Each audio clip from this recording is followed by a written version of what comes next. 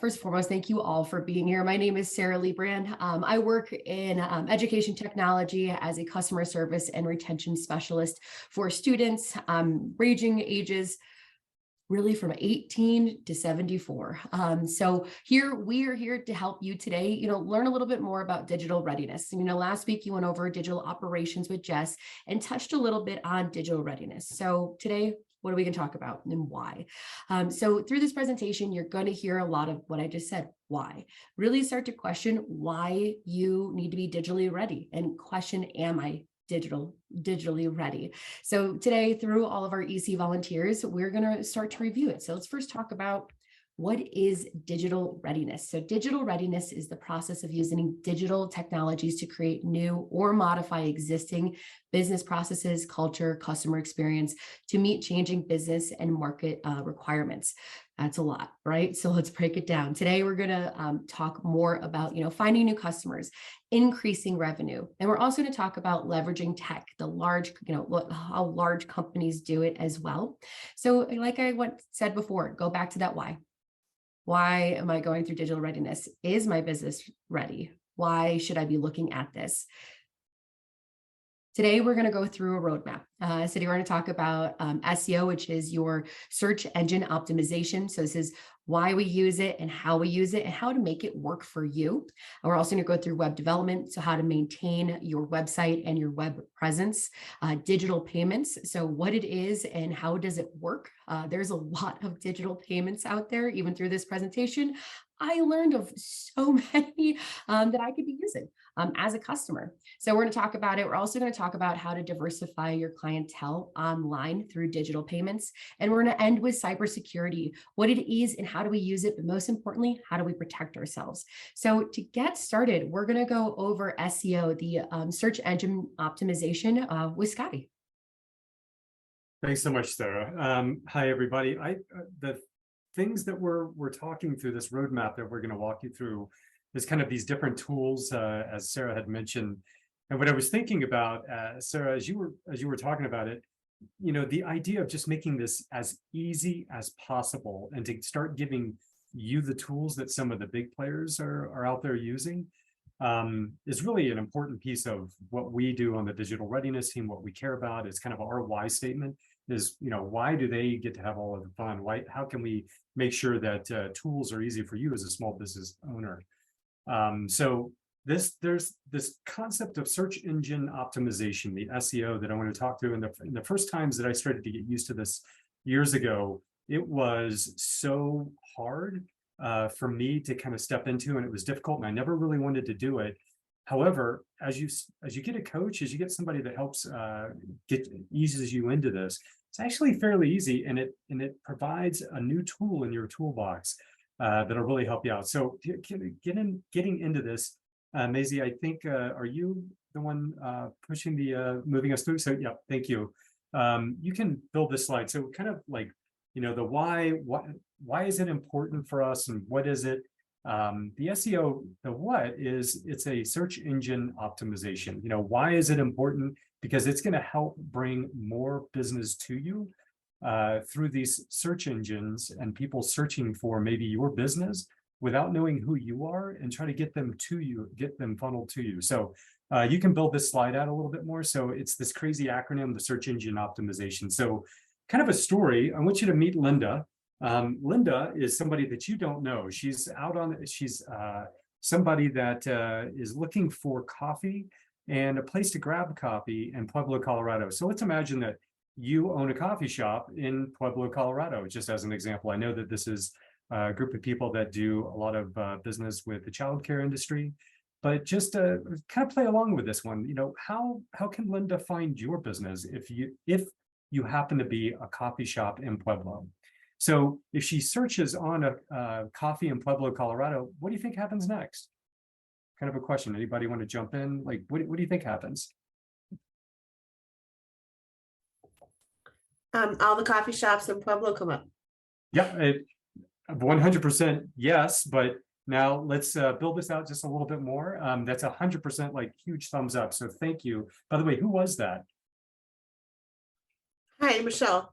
Hi, Michelle. Thank you so much. That was awesome. So You're right. That's exactly what happens. All of the coffee shops in Pueblo, Colorado show up. But will your business show up? And the answer might be yes. But if you go to the next slide, what happens is there are over if you did that search on Google, there'd be almost 23 million search results that come back. What if your business is on the 10th page? Do you think everybody's going to search to or you think they're going to scroll to the 10th page? The answer is no. I don't know how you are. Sorry. I know how I am, and I want to quickly kind of see, and I'm only going to scan that first page, and that's what most users typically do. They're not going to the 10th page, the 12th page. So everything, like, how can we help optimize those searches so that your business shows up at the top? All right. And I saw that somebody was asking, why are we talking about this? There's multiple businesses I know that we have to help. And that was me just reminding them, Scotty, you're good. Oh, got it. Yeah, thank you. Yeah. So, the hope is that we're kind of talking a little bit, but the hope is also that this is directly applicable to what your business is. And I know that we're talking about coffee shops, but that's just for instance right now. So if Linda is searching for childcare in Pueblo, Colorado, how do we make sure that your business shows up on that first page? And that's what this whole optimization of a search engine is about. So we can go to the next slide. So there's really two different types of search results. If you have ever noticed, and if you were to type in childcare businesses in Denver, Colorado, or childcare businesses in Pueblo, up at the top are going to be these paid results. That's it's kind of hard to see this graphic, but those businesses that have a lot of money, they can pay to show up on the first page, and it looks like a search result, but it has a little note that says advertisement. And then down below it are these organic search results. So those are ways that you don't have to pay to get your search result there. But the key is to optimize how your business gets categorized by Google or any of the search engines so that you show up in those organic search results. You can go to the next slide. So how does that happen? There are multiple search engines out there. There's Google. We've been talking about Google, but there's Microsoft. There's this thing, DuckDuckGo. And the whole idea is to make them happy. And if you make them happy, that will ensure that your business shows up on that first page, not on the 10th page. And that's a key of what we're looking for. So how does that happen? You can go to the next slide. So there are these search engine optimization tools, and we're going to give you a list of what these tools are. And some of them are free, which are great. Some of them are paid. You can pay a little bit of money, and those things are available to you, or you can even get a firm, a coach to help you with the search engine optimization. But what's really happening is these tools take specific keywords. In the example that's here, it's a screen capture from a search engine optimization tool called Answer the Public. That's that little icon at the bottom. And they're analyzing and providing, should you put on your page the word VS or versus as something related to keto diet, meaning keto diet versus some other diet. And that's how these search engines actually are optimized. And they provide these keywords that allow your page to show up at the top of that list. Now, it sounds like it's that easy, and sometimes it is. These tools, once you subscribe into them, they can actually analyze all the traffic coming to your site, and specifically, what are people searching for when they actually get to your site? And then what they do is they provide additional words that if you put them on your website, should be able to drive, and they typically do drive more traffic to your site by optimizing that search. So the hope is to get you at the top of Linda's search, and ultimately down at the bottom, there's these dollar signs actually drive more business by getting more customers to your website. So the next slide. So what are the different tools that are out there? There are free tools. There's a few of them that are here. There's some that the digital readiness team, we got together and did a little quick survey within Energize Colorado of some of the recommended tools. And then, of course, there's search engine optimization services. There are local businesses here in Colorado. You could reach out to them and maybe ask them to sit down with you, and they can actually, for a small fee, sit down and provide you some some consulting. Now, what are the free tools? There's Answer the Public. I had mentioned that. There's the SEO analysis and website review. There's also the Revive tool called Animalize. And then there's these recommended tools like Surfer and Uber Suggest. Okay. Next slide is really a, hey, if you need to reach me, here's my contact information. I think everybody's going to get a copy of these slides. And the search engine optimization works really well if you have a website. So I know in a few moments, I'm going to turn it over to Matthew for him to talk about website development. But were there any questions that came up in the chat that we need to address before we move on? Sarah Randall, you want to ask yours? Hi, sorry, late. Do you know anything about Google Grants, or if it's worth continually trying to not pull my hair out to try to figure out that process? Are you using like the Google Grant for nonprofits to set up like an AdWords campaign or use some of these tools? Is that what you're talking about? I honestly, we've tried to use it in the past with a couple of my clients as well. And it's what I think I hear in what you're asking is it's kind of cumbersome to get through and figure out. Yeah. Once they got through it, it was a pretty consistent source of funding. And for those of you that don't know, if you're a nonprofit, you can apply for a grant from Google that will cover the expenses of some paid search for a certain amount of time. I don't really know how the administration of it went on the backside. I just know that when I was running the campaigns, it was always available. But it sounds like you might be having a little bit of a different experience. Is that fair? Yeah, it's just like, seems like it's kind of, I just could never really figure out really what I was doing. Yeah. I mean, in general, and what this team can talk to, and maybe Scotty, you've got a perspective here. I think spending time optimizing around search and SEO and just making sure that all of the basic stuff that we can control is in place with keywords and really optimizing the site for search is going to be more helpful than spending time trying to figure out how to pay for ads. Because once you get locked into paying for ads, often they just want you to pay more for more ads. Gotcha. Okay. Kind of my side perspective, but Scotty, I don't know if in your world you have a different perspective there. Yeah, I'm just going to resound exactly what you said, Keith. Is there's always the ability to pay more money. Now the Google grants I'm not as familiar with, but clearly Keith, you've got experience with it that it hasn't been as friendly to use and to get into. And Sarah, it sounds like that's what you're going through too. But the point of this is our hope is to see if we can start to leverage some of and these tools, if you subscribe to them, are actually pretty simple in terms of being able to put in your URL and some base information, and it goes and collects and puts that information in a dashboard for you that shows you what your current analytics are and gives you some keywords that you can add to your website to actually drive more business or get into these search engine optimization tools. Now, then the idea of doing these ad campaigns is another concept altogether that a lot of people need to start moving into. But this is just about optimizing the search, and these tools are actually pretty good about getting you into that second or third page because and they work pretty well. So they're free, and some of them are just small amounts to subscribe to. So sorry about rambling. It was just kind of emphasizing what Keith brought up. Thank you. I appreciate it. Yeah, no problem. All right, so Matthew, I was going to turn it over to you because the next step on our journey is the website development. Yeah, I just want to close out that last thought. I mean, one way to really drive the traffic is also to have the content. So good segue to the website. I also want to, we can go to the first slide. I also want to acknowledge, just as a father of three, how grateful I am to all of you and what you do.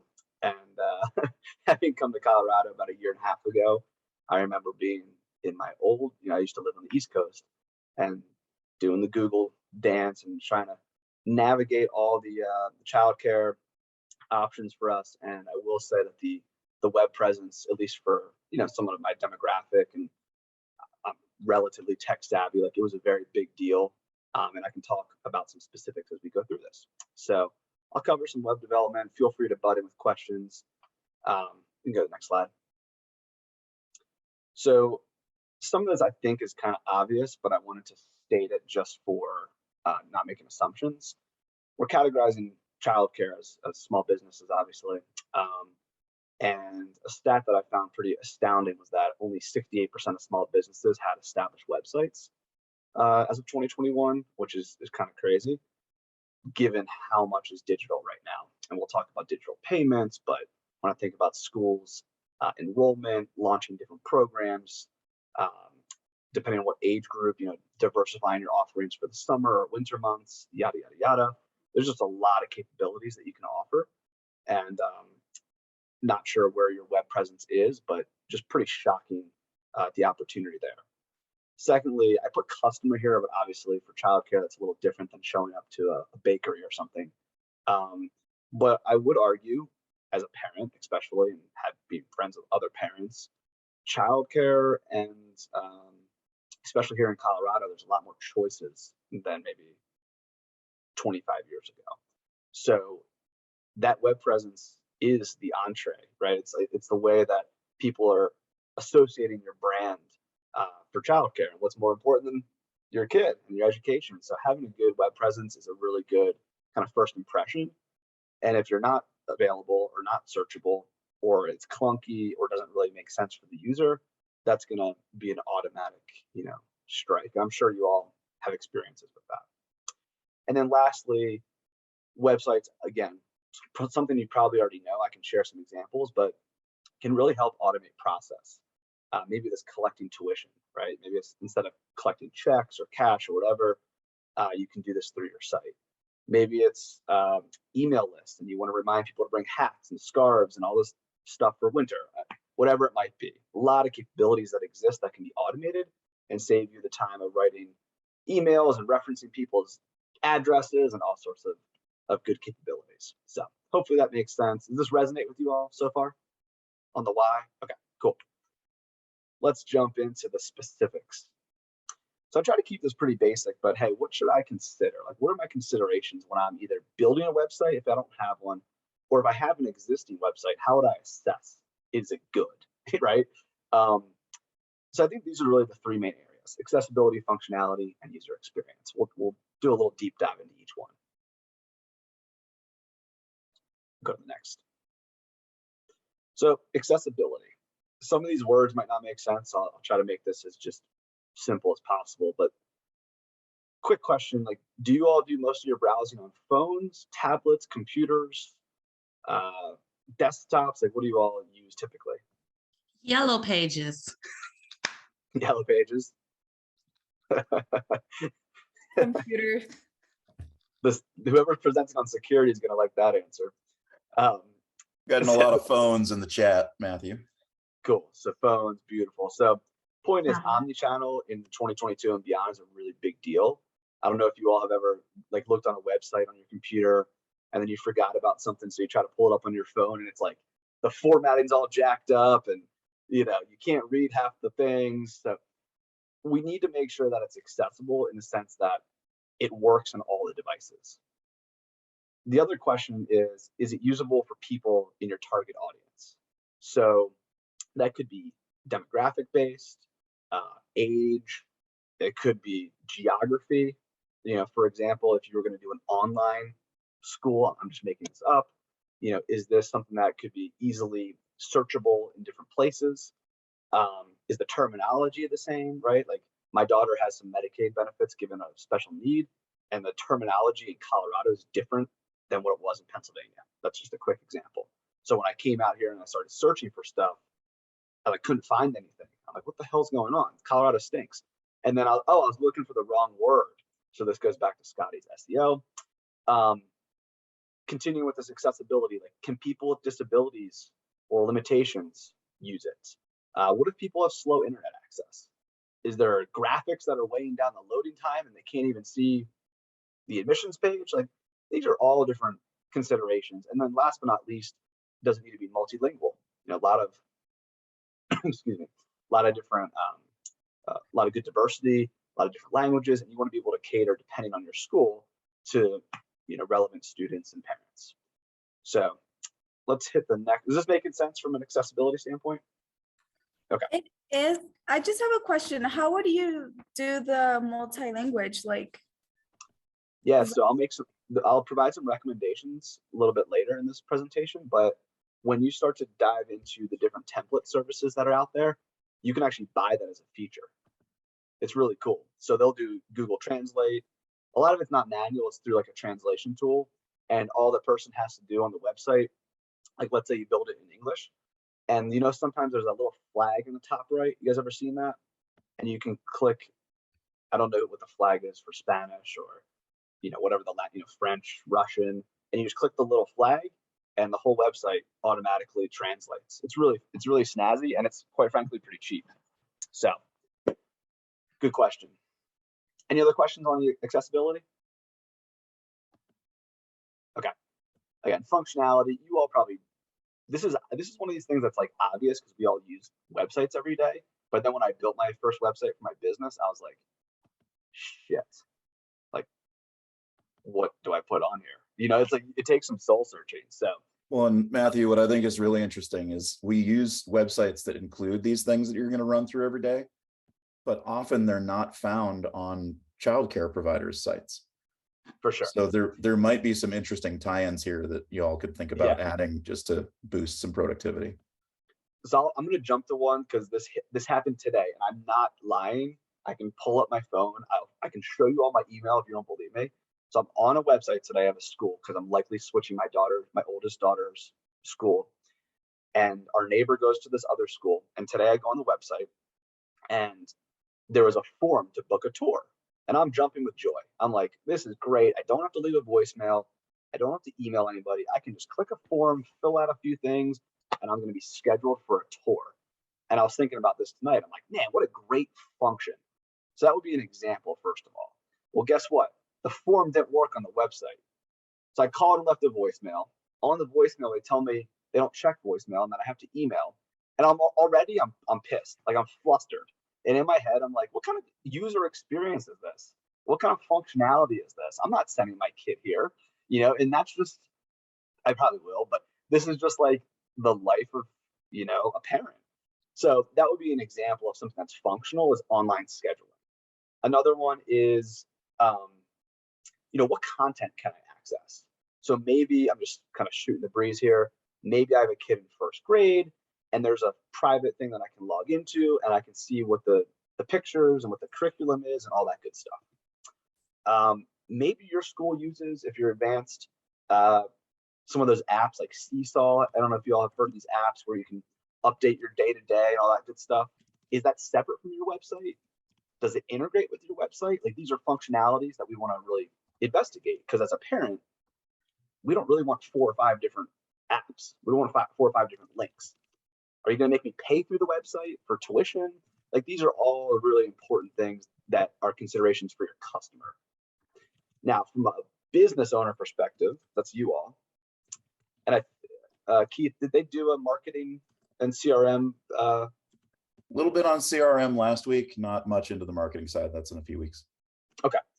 So yeah, this would be a really relevant thing to assess if you wanted to either build a website or assess your website. Is the template or is the website I'm building, can it either integrate well with marketing functions, or does it have it built in already? That's a huge win, absolutely huge win. I can send out automatic alerts for people to pay. If COVID's going around, I can send out X, you know, all these different things. Inventory probably not as relevant for you all, but a lot of really good consumer, or in this case, student-parent interactions. I love the scheduling, the parent-teacher conference. They send out the big email. I'm sure you all identify with this. And they're like, just reply when you can come. And we all show up because we have like 4 duplicates for the same time because some replied all. And so you guys follow me here? Then my son's school, they just do a Google form integrated with their website and we can all see who's going when. And I'm like, yes, thank you. Don't have to take off work. So functionality, really, really big deal if you want to advance the game. Hey, Let's forsake the Matthew. time. Yeah. So listening to you and that experience that you gave, the example of, being able to book a tour online, but then it didn't work, and then you have to call, and then it didn't check voicemails, but then you have to email. So how do you find that fine balance? Because as one who runs a program and believes that those personal connections are very much more important than creating this website, like I'm the director who would say, okay, well, give me a call. I'd love to talk with you to schedule the tour, versus having this whole new digital world. It's almost like, I guess my question would be, how do you find the balance between the best of both worlds? 100%. Yeah. So I'm in consulting, both with small businesses and big businesses. And one philosophy, some may not subscribe to this, but we have to sometimes manage to the lowest common denominator. So like if you were the director of my child's program, it'd be fantastic. We'd chat, life is good. I would want to talk to you, it'd be super fun. But there might be 4 or 5 other parents who have no interest in that. They're busy. They just want this functionality. So I guess my point back is, what makes sense for the lowest common denominator, like the 5 parents who don't want to talk to you necessarily or don't have time or whatever it might be. And when I was sharing that story earlier, all I was saying is, like, if you're going to do something, at least have it work. At least have it be possible. Otherwise, just don't have it at all. And that's sorry, I just wanted to jump in about that part about it working. Sometimes it's the programs that we're using. Like I had no idea what I was going to put on a website, and I had one opened up before, like a long time ago when I was doing photography as a business, and had no idea what I was going to put on that website and the tools that I needed for it. But when I got into childcare, I got into a program that already had everything on the website, but I noticed there were missing things. So I was able to give them hints of what I needed on the website, and they went ahead and changed that for me, which was super helpful. But now I'm kind of running into a problem where I get a lot of phone calls and a lot of text messages in saying that a new parent has already looked at me and would like to schedule a tour, but I have no more room. So should I change my website to let everyone know that I don't have any room now, but they're allowed to be on my waiting list? Or what would I do with that? It's a good problem to have, sounds like, and a great question. And I think customizing this to whatever your maturity of your business would make sense. So you can either remove that full scale, you could simply just say, hey, there's a wait list, and you can edit that potentially on your site. I think whatever's appropriate for your business, but that's a very good point. And then maybe the other question is, maybe you should talk to Keith about opening up a second program. Yeah, that's come up a couple. Yeah, that's come up a couple times for the Brianos over there. No, I think to kind of wrap that whole little bit of a cluster of questions up, I think, Matthew, if I'm hearing you correctly, there's a whole point in here around having it be available, and then you get a choice of whether or not to make it mandatory or not. Like Cassandra, to your question, if there's parents that would prefer to just go online and book tours or pay or whatever it might be that's online, having that as something that's available to them might cut down on some of the time that you're spending with people that don't value that conversation as much. But I also wouldn't say stop calling people. And, if you're that person with the personal touch, awesome. Maybe there is, 30% of your parent population that just wants to log on and do something. But having that as an option, I think, is what I'm hearing. And similarly for Karina, your question, I think the piece there for me is, if we can reflect what's happening in our business on our website, that's where I would go first. So if you do not have more space and tours are just a waste of your time at this point, I think it's totally fine to swap that out for a wait list. Okay, so now I understand what I was trying to say. Customer service. I want to make sure that my customer service is up to par and that I'm not ignoring these people, but that maybe that's what I was thinking of. Yeah, and in that sense, right, like if you just left up that core page, this is where having some kind of regular check-in of going, okay, is it updated? Is it reflecting what our business is a really interesting piece, right? Because if that tour page is going through and there's no tours, you might never know that somebody logged in or logged onto the site and saw that and went, oh man, I guess there's no tours. I'm not going to continue to interact with them. But if instead it's, hey, we are completely booked up, join our wait list. At least that's one step, and you can get their contact information and kind of keep that relationship building with them. Thank you. Yes. Yeah, just my final thesis on this page is not necessarily recommending these aspects, but do what makes sense for your business maturity, and just recognize that the function should be,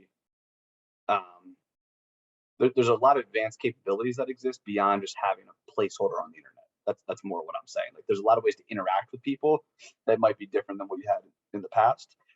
Excuse me. And knowing and assessing what's appropriate for your business is only something I think you all can do.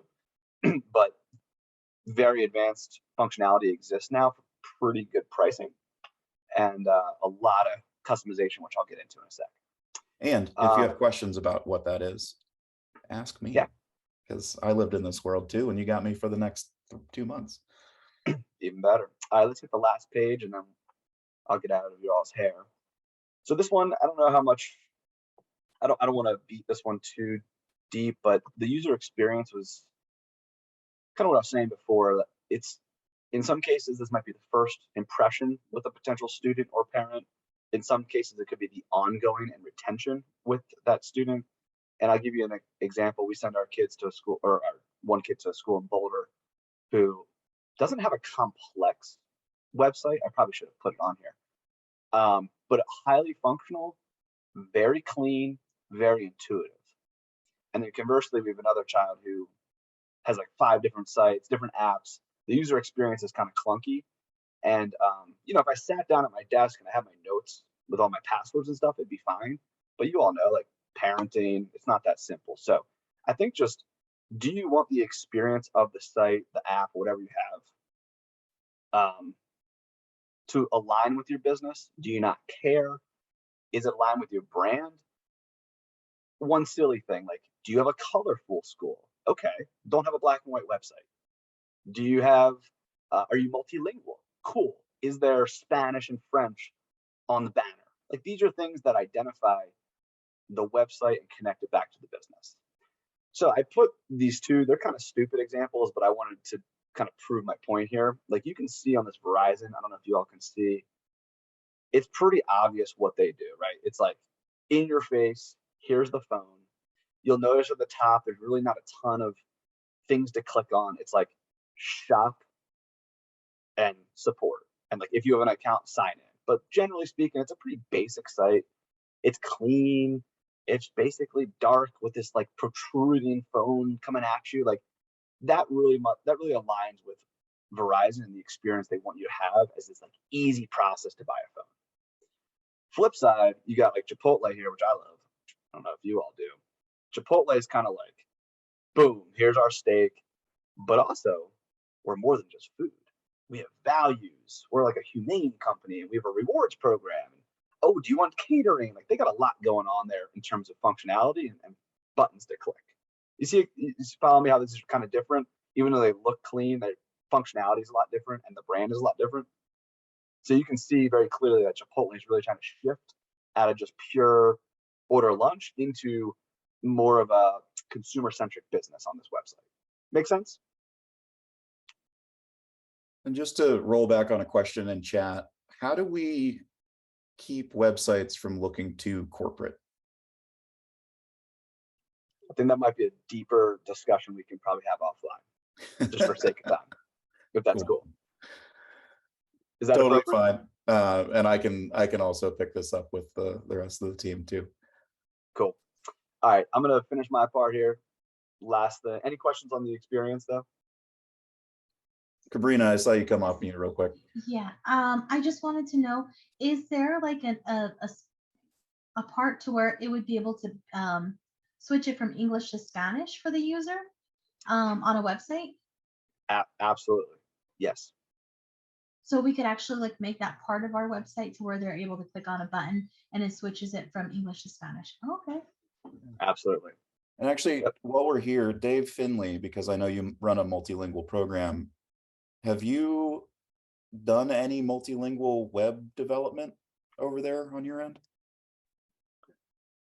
Well, no, we are English as the base and then the other languages, but all of our families know that if they need to talk to us in Spanish or in Chinese or French or Russian, we can do that. Okay. And stuff. I speak 5 languages. My wife speaks 3.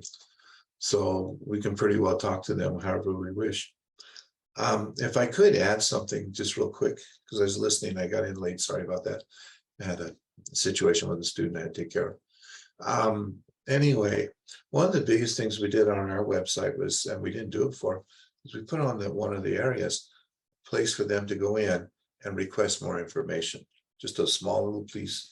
And we get probably 3, 4, 5 of those a week. And people just want to know more. And then all we do is we contact them, we set up a Zoom meeting and we answer questions. And then if they're interested from there, then they come in. And they all like language. The only reason a lot of people come to us because their kids are learning 3 languages, Spanish, Chinese, and English. And so that makes a big difference too for us for the draw. But we wanted to find a way to catch. And so we measure how many people look at the site versus how many people go and put information in. And that gives us a ratio of what we shoot for. And we're hitting roughly about 24, 25%. That doesn't mean people don't come back. It just means at the time they didn't add extra information. But if we're hitting that high, we're doing something right. I don't know if that means you're speaking Keith's love language right now. His market analytics, he's fired up. Numbers and fractions and yeah. And we have an IT department, a group that does all this for us and gives us reports. And that's so we don't incredible segue to this. Yeah, that's perfect. I was going to ask you how you do that. Yeah, no, we pay extra money for it, but it's worth it. It saves us a lot of headache. All right, but sorry, I didn't mean to ramble. No, I'm so glad you actually have that because we can reference it here. So just the last thing I'll leave you with is ways to execute. Sorry, my daughter just walked in. Give me 1 second. So in most of the small businesses that I work with, templates are really, really good. It's amazing how advanced they've become. I put Wix, Squarespace, and Weebly. These are just brands where you can buy a domain. They have templates. So when I say templates, that means it's a website that you can basically drag, like, here's what I want it to look like. Here are the colors. Here's what I want it to say on the banner. And it's quite user friendly. If you do a quick Google search and just say, whatever your priority is, you might say, I want the easiest template. It'll come up with that. I think Wix is probably the easiest. If you want deeper capabilities, Squarespace. We'll send you a collective list of all of these. And most of these template sites have a lot of pros and cons. One example of a pro might be, hey, I want the website to say justmyschoolname.com. And that's really important to you. So then you're probably going to try to find who is the domain available. Maybe you want it to look a certain way. Maybe you want to do digital payments. Maybe you want language. You're going to have to kind of prioritize that and then look into it. So, and I can help with this. The pros of templates, incredibly flexible, way user-friendly than you probably would ever think. There's no coding involved. It's just like free-form typing, and you can click apply and see what it looks like. It's beautiful. And the pricing's quite reasonable. Really, really reasonable. Like some are as low as like $11 a month. The cons, lack true customization. I don't know. I don't see a lot of cons, quite frankly, for this audience. I think if you're, Bank of America, yeah, there's cons, of course. But if it's just kind of basic functionality, these are really solid. The other options, build it yourself, and that's what Dave was talking about. Do you have an IT department? Very, very much an option for a larger school or a larger program. Fully customize it, meet scale, far more complexity. Obviously it's a lot more money. And I just noted here it might be overkill in some cases, but for established programs, it's also really, really good. And of course, you can get additional capabilities beyond the website from an IT department. So hopefully that makes sense. I think there was a question. Is it true that templates are limited in their functionality versus? I haven't seen that in terms of limitations. Instead, what they'll do is they'll give you different options. So they'll say a basic is X. If you want digital payments, it's Y. If you want a portal that's integrated to something else, it's it's Z. So it's usually just kind of scaled. And then some, like I know Weebly is a la carte, so you can add a language feature, for example, but it shouldn't be like, hey, pay $11 or pay 10,000. It's not going to be that stark of a difference. Awesome. Yeah, and I see your commentary here, Keith, which is spot on. So I need to drop, sadly, because I got kids calling my name. Rule number one of this group, Matthew, is take care of your own needs. We appreciate you being here, and we'll throw it back to Sarah for the next segment here. Thank you. If anybody has any questions, feel free to reach out. Thanks so much. Thank you, Matthew. Yes, and I would say, I know in that segment we covered a lot. So if you have any questions, feel free to reach out to Matthew and Keith as well to learn a little bit more. But we're going to move into digital, implementing digital payments into your organization right now and pass it over to Scotty. That's great. Thanks a lot, Sarah. You can move to the next slide. By the way, the person that prepared this was Aiden Barinholtz. Clearly, I'm not Aiden, and it's a shame because if you had a chance to meet him, you'd say, oh my gosh, he's a much better presenter than you, Scotty. So he's wonderful. A lot of this is information that he's put together, but he and I worked on this a little bit together. So I offered to kind of just jump in and help out because he's not available tonight. So you got me. Hopefully that's okay. So kind of like, why is this important? It's interesting. There's a survey that was done recently. I believe a lot of this information is coming from MasterCard, which is a partnership that Energize Colorado has been working quite a bit with. But essentially, 85% of people have used some type of online digital payment method in the past year. That's pretty astounding. But then again, I think sometimes you're using your credit card when you go in to purchase like the coffee situation, or maybe somebody's paying you through Venmo if you were to take a payment like that, or through Zelle.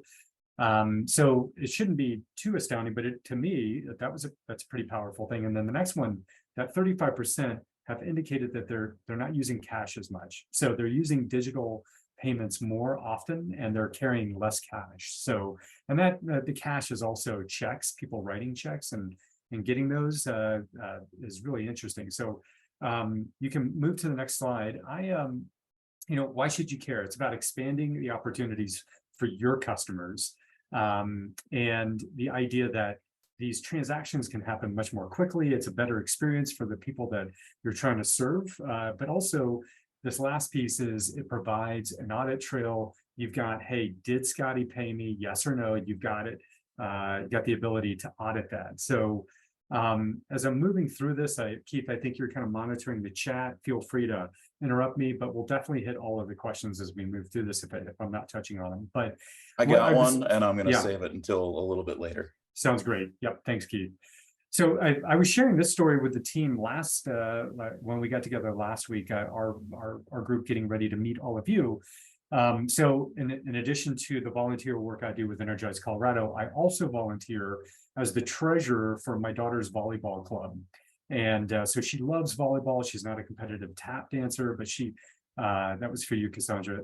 But she loves volleyball, and so I stepped in, and the group was every year they do this car wash, and what they try to do is they try to take cash or check payment. They try to sell tickets ahead of time, or if people drive up to the car wash, they try to collect cash. And it was interesting because I was helping last year with this, and I noticed a lot of people say, well, I guess I gotta go to the bank, and so they're not even carrying $5-10 as a donation to the volleyball club, and they would drive away. And I got to tell you, I was working there, they didn't come back, most of them. So for this year, we actually kind of changed the game a little bit. When they pulled up, we had, I don't know if anybody's ever seen it, but it's a little card swipe. And it was just something we added to the bottom of a cell phone, and we just kind of pops on, and somebody would pull up and they'd say, oh my gosh, I didn't buy a ticket. I don't have any cash. It's like, no. Hey, we'll just take the payment right here. We doubled the amount of money that organization made. And that's going, now granted, it's going to pay for volleyballs and for coaches, and, but that's something that the girls really care about. And it keeps them engaged, and it's really important. So this concept of digital payments is really powerful. And somebody I think there's some things going on with the chat. Yeah, that was a little square thing that we put. It's from a company called Square, and it looks square, which is kind of cool. And I'm square, so it's pretty cool how all of that kind of moves together. But the ability to just like make it easy for somebody, they wanted to give us money, and we made it easy for them. And some of the people, they were donating $25 just to have us wash their car. I mean, it was pretty amazing. So it worked out really well. So that was a story that, and if that story, granted, that was for a nonprofit that was just donating time. You're in the business of making money, and that's, of course, you want to be of service to the families and to the children that you're with. But you have to pay bills, and you have to pay yourself. So make this easy for people, and doing this digitally really helps. So you can move to the next slide. Thanks for letting me kind of go into that story. So, what are digital payments? I think you've got a good kind of like understanding what they are, is the ability to take payments either in person.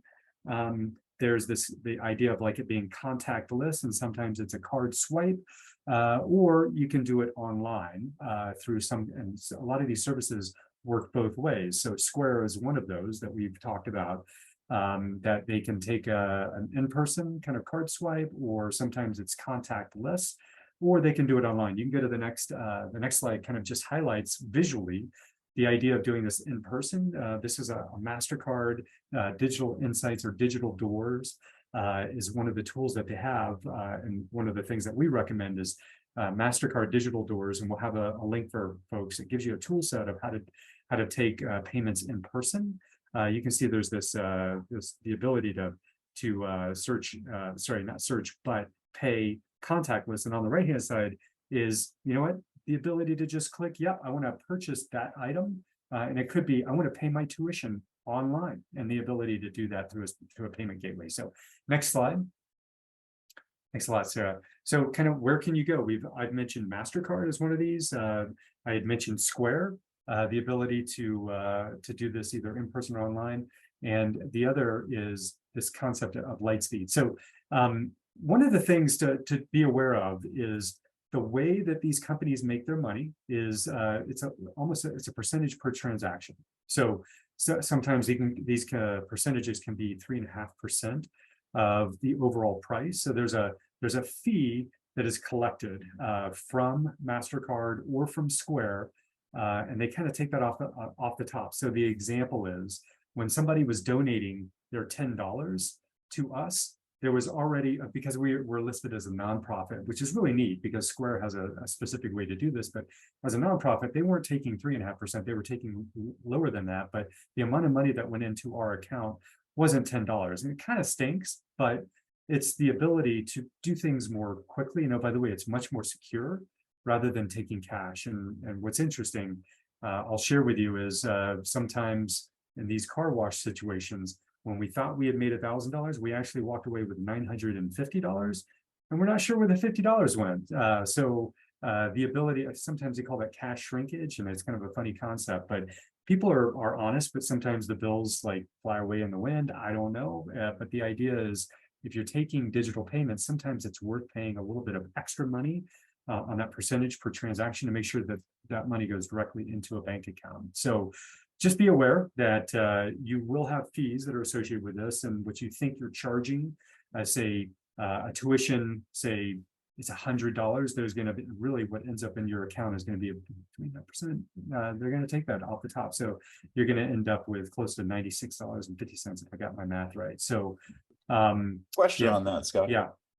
Do you have an opinion on passing that fee on and being explicit about that? This is Jennifer. I think this is your question. That's a great question. And I forgot to mention a lot of the work that I did was in government and nonprofit, but before what I'm doing now in the volunteer work. And this is a big thing in government, was this concept of a convenience fee. And so I worked in the mayor's office for Michael Hancock and for Hickenlooper. And this was a big deal of, hey, we need the money for the fee.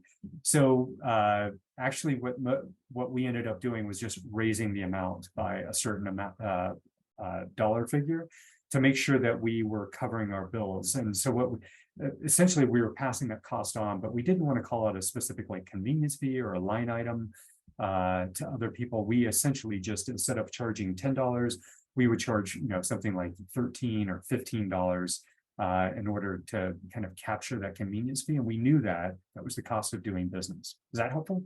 And I think it's a decision that a business needs to make. But that was an example of one in government. And the other one yeah, that comes up for me is every time I go to the DMV and use my credit card, they're explicit about the fact that I'm paying another 2.5% on top. Yep. Yeah, and Because- that's the state of Colorado. I was talking about the city and county of Denver, but the state of Colorado, it's up to the individual business. And so in that instance, what you were talking about, hey, here's the fee for the license, and then you've got the convenience fee is going to be $5 or whatever that is, and they're going to charge that as a separate line item to call that out. And some people, it depends on. It's just a piece of advice as I think about this is, how do you want people to think about you and your business, right? So if you want to make things easy on people, sometimes it's just charge a little bit extra to cover that convenience fee, and to make sure that you're taking in the amount that you need to pay staff, to pay yourself. But if it's something that you want to be very explicit to say, our tuition is this amount, but there's a convenience fee if you want to use one of these payment engines, that's okay too. It just depends on how you want to market your brand. I don't know if that's helpful for folks or if that's even more confusing. Yeah. Anybody else have a perspective here? Because I know you all have been dealing with this. I see, Katie, you had at least one that you have them sign off on a 3% fee. We have a hand as well, Keith. Yep. So I had a question about Zelle. How does that work then? Because as far as I know, there's no APR or percentage, like 3% that they take out. It's directly from bank to bank. But I know there is an same day fee that they charge. Yeah, so Zelle would be, I believe, considered an ACH or a bank transfer, not necessarily a credit card process, which is why they can get around the fee that way. It's once you move into processing credit and debit cards and not just using routing numbers and account numbers that it can get a little bit funky. Thank you. Yeah. Yep. Jennifer, did that help with your question? I just want to make sure. Yeah, definitely. It's always that double-edged sword. We absolutely love taking payments online and use Brightwill, which is specific to childcare. But so I don't want to risk parents not paying through that portal if we end up charging a fee and then I have to go back to, getting their checks out of the tuition box and cashing those. So I don't know. Yeah. The way I've always thought of it is like that couple dollars.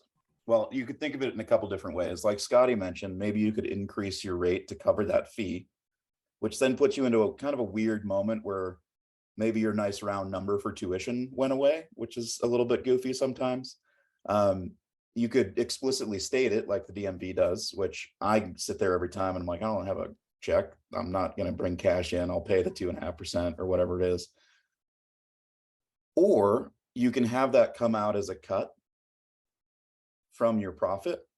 But for me, as a business owner over here, I'm sitting there and going, if I don't do this, or if they all revert back to cash payments, or I have to deal with depositing checks, what is the value of my time dealing with that?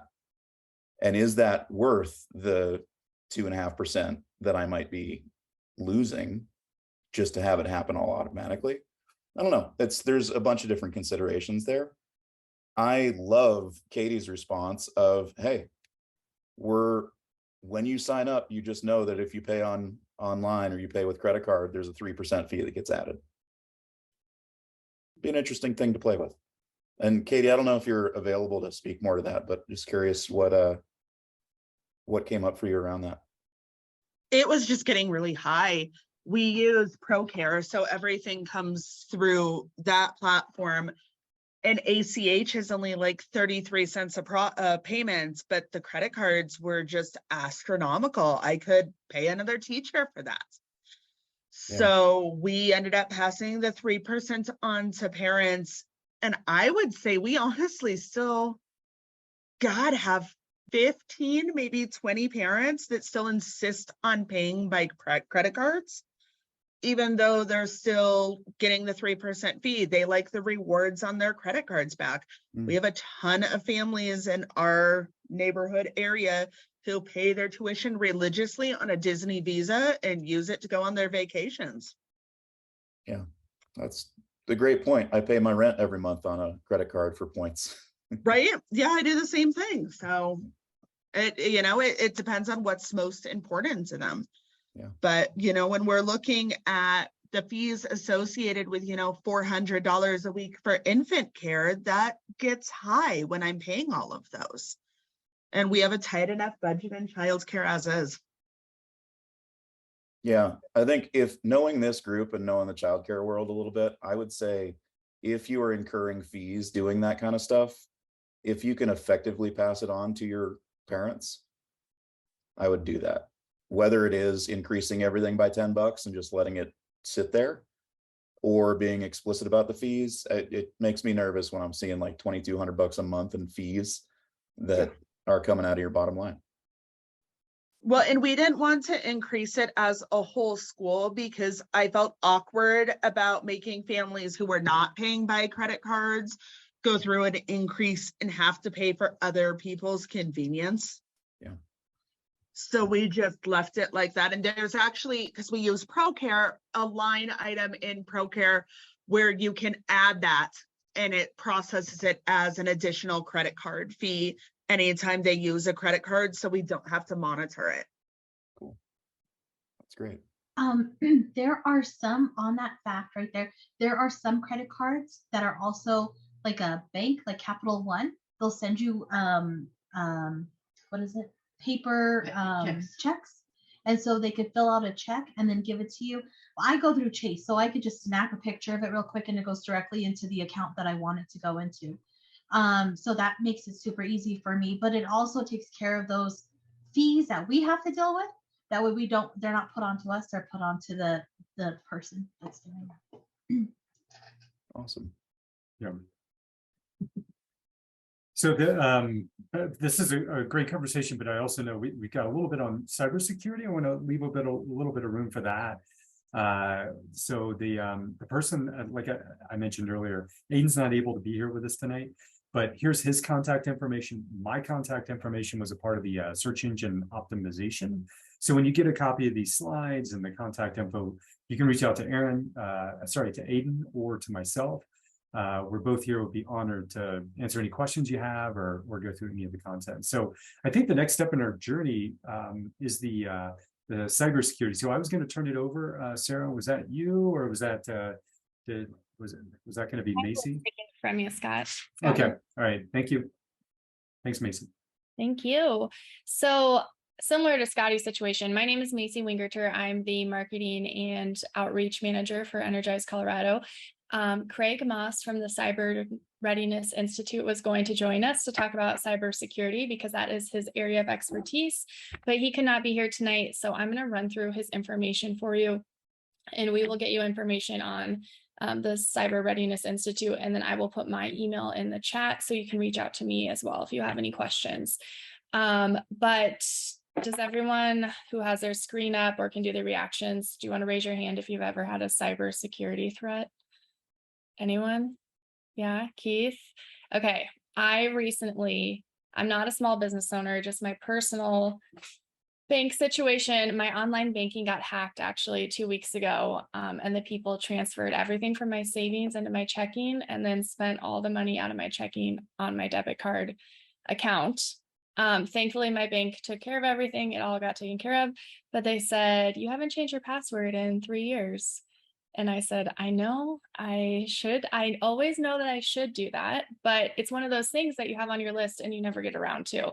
So that's just a personal story about why this is so important, even on a personal level and not even on your business level, but you have a lot to lose with your business if you don't think about these things and personally. So that's my little story for the day.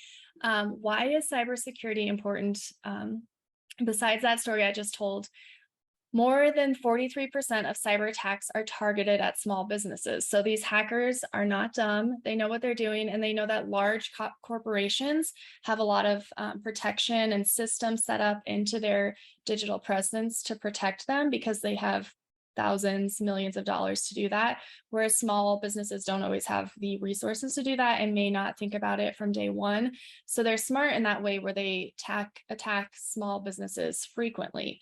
But we want to make sure that doesn't happen to you. So that's why we're talking about this today. We can go on to the next slide. What exactly is cybersecurity? This is a big umbrella term that covers a lot of different things. Basically, it is protecting your assets. So your networks, your devices, your data, your customers' data, your vendors' data, confidentiality and integrity of your business. There's a lot of things that we roll up into cybersecurity. So that two-factor authentication, that's like when you log into your Gmail and it sends you a number to put in so that you can verify that you are the person via your cell phone. Strong passwords. This is where I failed myself, not changing it frequently. Learning how to recognize phishing emails, recognizing, if you're downloading something off the internet and there's a weird pop-up that comes up, maybe that's a little bit fishy. We don't want to click on anything in that pop-up. And then really just making sure you're protecting your customer data and protecting vendor data, your own personal data, all of that. We can go to the next slide. So Craig is our partner at Cyber Readiness Institute. We actually did a pilot program with them earlier this year where we took small businesses like yourself into a cohort like this one, and went through a program at CRI to learn how to protect their business online. The website is here, but I encourage you all to go to the website and visit it. They have many toolkits on just general cybersecurity. And then, for instance, if you are moving towards digital payments, like we just learned about, and you're not sure, you want to make sure your website is protected from someone hacking in and stealing that credit card information or something, they have specific modules on all of that on their website that you can go to and use it for free. It's all completely free. So if this is something that's ringing a bell in your brain and you're saying, I haven't thought about that yet, or I know it exists, but I could be doing more, definitely check this out. And we can connect you to Cyber Readiness Institute as well. I'll also, just to quickly jump in here. We've talked a couple times. I know it came up, I think last week when we were talking about security and cloud security and all this kind of stuff. The piece here that going back towards goodness, my brain. Okay, never mind. Here's what I'm trying to say. I'll say it not well put together. Using a template or something like Squarespace or one of those programs to build your website often incorporates a lot of this security features in here so that you don't have to think about database security or infrastructure or things like that. It's when you get out and start building individual custom websites that some of this can be even more important. So depending on where you are in scale, like if you're using Squarespace for your website, they often have a lot of this cybersecurity stuff built in. It's not going to help you with passwords necessarily, but for things like database breaches or identity theft hacks or credit card information, a lot of that is actually their responsibility to keep safe as well. So it's another reason that using those templates can be helpful. Sorry for jumping in, Nathan. Go for it. That's a great point, Keith. Thank you. So we can go to the next slide here. This is a resource that CRI also provides on their website. It's the GCA Cybersecurity Toolkit. And basically it's a checklist. You can kind of see it small on the left there. But you go through step by step and just check to make sure that you are protected in different ways. So, first identifying all the assets you have, then identifying your devices, because this applies to your phone, your tablet, your computer, your cloud, all those things, and then going through step by step to make sure you're protected. So it's kind of like a checklist to make sure you are not hacked. And then one more slide, I think. And then the Energize Colorado team that's with you tonight, we went ahead and built a toolkit, and all of the Cyber Readiness Institute information is also on this toolkit. So the link is here. As you're going through it, recognizing how beautiful and wonderful it is, just think of Scotty and Sarah and Aiden, who's not here because they put in a lot of work onto this. But Cyber Readiness Institute is at the bottom under cybersecurity. So you can reach out to them there, get enrolled, connect with them for all their free resources. And then at the top, there's a blank video, but that'll be the video of this recording that we're doing here tonight or tomorrow or the next night. So just know that all of this information will live on that page. Without your faces and personal information, of course. Yes. And that's all I have for cybersecurity. I know that's a really quick overview, but does anyone have any specific questions? No, but I have a actually specific example of cybersecurity and phishing. Phishing, you're going to see it happen like 3 times a year. They always do it like very, very closely to tax season. They do it very closely to the holidays. They do it very closely to like the end of Q3. Last week, I clicked on a link that I was not supposed to on my work computer. They had admissions spelled wrong. Everything else looked just like my organization, but admissions was spelled wrong, and I should have caught it, and I did it. And it was a phishing website. So they're getting very, very good at tricking you. So just make sure, we move so quickly, especially like small business owners, just taking that time to be like, is everything spelled right? Because that's how they got me. And just to double click on that, I'm actually going to share my screen for a second here. Sorry to take over for Maisie, but this is an email that I got about 10 days ago, 12 days ago from Wendy Lee, our CEO at Energize Colorado. It says, have you got a minute? I need you to complete a task for me discreetly. P.S. I'm in a meeting and can't talk. Just reply back to me. This is something that Wendy would send. And it feels like it's her until I realized that her email is not matthewslinda806@gmail.com. Her email is wendylee@energizecolorado.com. And just reply me back is not something that Wendy Lee would have said. But I actually texted Wendy asking what she needed from me when I got that email. And she got back and was like, I don't need anything from you. So if you get sketchy stuff in your email, find a non-email way to check with that person if you're actually concerned about it. IRS. The first 3 years I was open, IRS continued to contact me through my email, saying that I had some information. They needed to see my information, and I'm like, I don't know what they're talking about. And I was like, well, they'll get a hold of me when they get a hold of me. Somebody got a hold of me on the phone saying that they were IRS, and they were going to send out the police to come get me for not paying my taxes. And I was like, okay, go ahead, send them out. I'm waiting. You know where I live. Bye. Hung up. Yeah, about 2 weeks later, somebody came to my door knocking. This time it was an actual IRS person. And he said, I said, oh, wow. I said, well, can I see your credentials? And he said, yes. And so he showed me his badge that he had. And I was like, okay, wonderful. He gave me his card showing that he was actual from there. And so I was like, okay, oh boy, well, I'm in trouble. What's going on? He goes, well, you did the right thing. You didn't give your information over the phone, and you didn't get it over the email, because we don't do that. We'll send you a letter in the mail and explaining what's going on. He goes, but we haven't been able to contact you. So we showed up in person now. Yep. And I was like, what's happening? If they thought that I was I was selling products and not a service. Yep. So I had this huge bill that was non-existent. Like $100,000. Yeah, the state will try and get you for sales tax sometimes when you're a service too. They just don't know. But cool. Sarah, you gonna wrap us up? Yeah, wrapping us up. So here we go. Thank you guys for going through the roadmap with us. Again, we have such lengthy conversations and talks. We also have a lot of information that we want to send you. So make sure that you're heading to the Energize Colorado website to look at everything, but to just kind of, recap, right?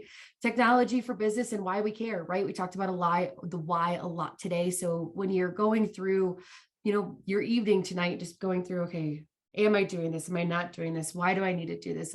Feel free to reach out to any of the volunteers through Energize Colorado. We'd love to talk with you after, love to help emphasize or enhance anything that is part of your website, your SEO, your digital payments, or your cybersecurity. We are, again, here to help, and these are our expertise.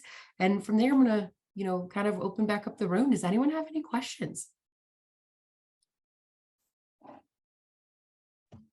Say, feel free to come right off. Thank you. This is great. It's not so much of a question, but more or less of a comment as we're talking about small business owners and how we're moving to this digitized space and everything.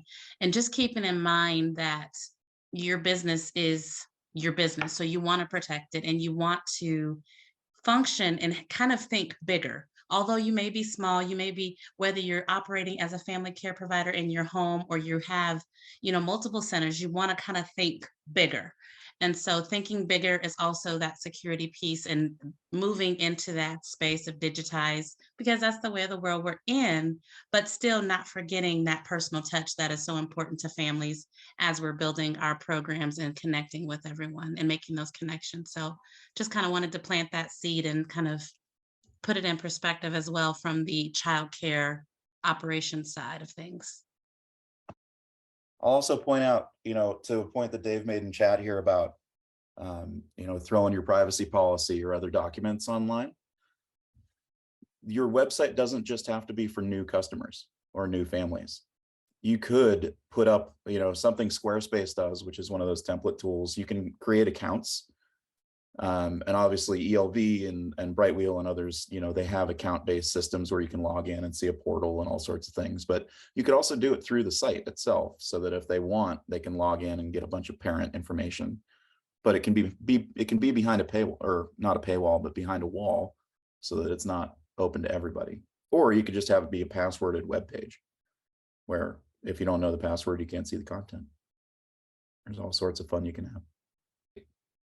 Given that I don't see anybody scrambling for questions, Sarah, Scotty, Maisie, and Matthew, who left us, thank you for being here. This was awesome. I'm so looking forward to spending the rest of the week with y'all. And just know that we really appreciate the time and effort and energy that you put into presenting all of these things.